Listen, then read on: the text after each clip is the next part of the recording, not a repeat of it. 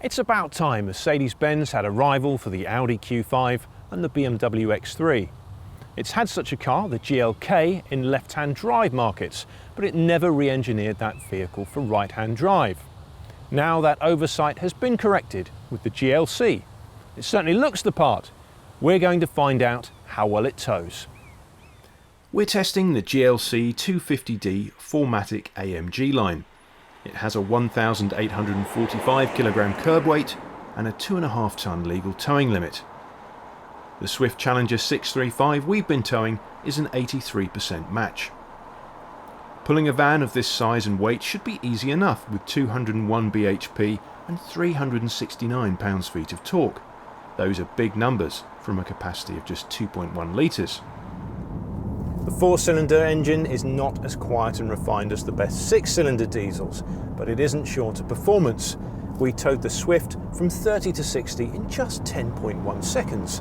That's seriously quick when you consider how large and heavy the Swift is. The GLC was firmly in control in the lane change test, with strong grip and no suggestion that the Caravan was about to take charge. However, more consistent steering would help place the car more precisely. The Merc doesn't just perform well in an emergency manoeuvre. It feels reassuring and secure at a steady 60 miles per hour too. Even on a windy day, the GLC just goes where it's pointed. Although we're impressed with its stability, it's a shame the Mercedes doesn't ride more comfortably. Even with the optional air suspension in comfort mode, sharp bumps are felt and heard with a thump.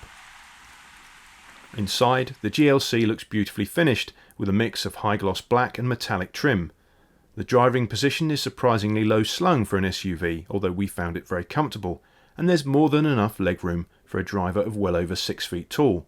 In the back, grown-ups as well as kids should be comfortable enough, but if rear seat space is a priority, a BMW X3 or Land Rover Discovery Sport offer more legroom. On paper, the boot has a healthy capacity, but the space is quite shallow.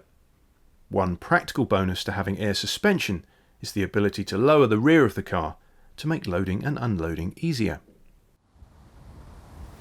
The GLC looks stylish inside and out, and it's a powerful and stable tow car, but we have reservations about the car's ride quality even with the optional air suspension. A Porsche Macan is more fun to drive and a Land Rover Discovery Sport is more practical, but as an all-rounder and as a tow car, the GLC holds its own.